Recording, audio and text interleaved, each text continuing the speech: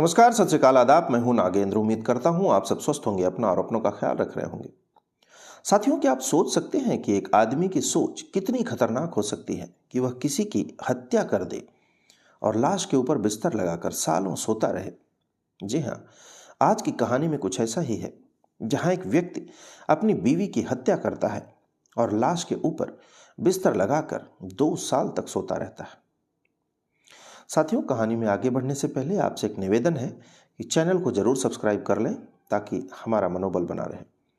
तो चलिए शुरू करते हैं आज की कहानी का सिलसिला।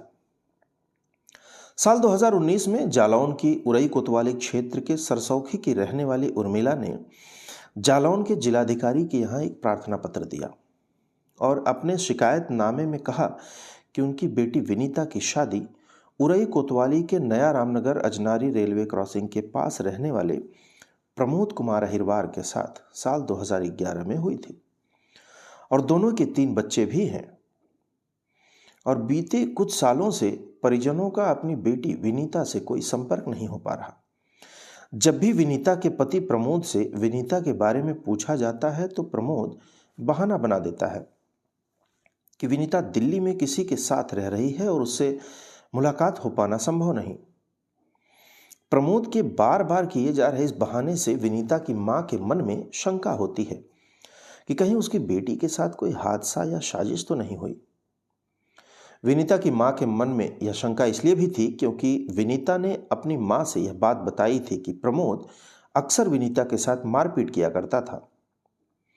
उर्मिला की शिकायत पर जिलाधिकारी ने मजिस्ट्रेट के साथ उरई कोतवाली पुलिस और सीओ को प्रमोद के घर भेजा। जांच के दौरान पुलिस अफसर ने प्रमोद को हिरासत में लेकर पूछताछ शुरू की। पहले तो प्रमोद इधर उधर की बात करता रहा, लेकिन जब सख्ती से पूछताछ की गई तो प्रमोद ने अपनी पत्नी विनीता की हत्या की बात कबूल ली और पुलिस के सामने जो खुलासा किया उसे सुनकर पुलिस अफसरों के पैरों तले जमीन खिसक गई। खुलासे के दौरान प्रमोद ने बताया कि उसने अपनी पत्नी विनीता की हत्या करके शव को घर के अंदर वाले कमरे में दफन कर दिया और लाश को दफनाने के बाद फर्श को पक्का बनवा दिया। इस बात का खुलासा होते ही पुलिस की टीम मजिस्ट्रेट के साथ उस कमरे की खुदाई करने पहुंचती है, जिसमें खुदाई के दौरान पुलिस को एक महिला का नर कंकाल मिलता है और कंकाल के साथ मिले कपड़ों से विनीता की मां ने पहचान लिया कि यह लाश विनीता की ही है।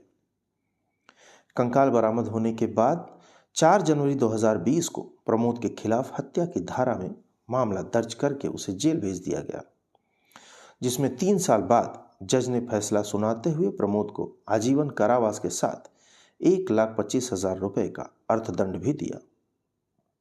साथियों, उम्मीद करता हूं ये कहानी आपको रोमांचक लगी होगी। कल फिर एक नई कहानी के साथ आपसे मुलाकात होगी। तब तक के लिए नमस्कार।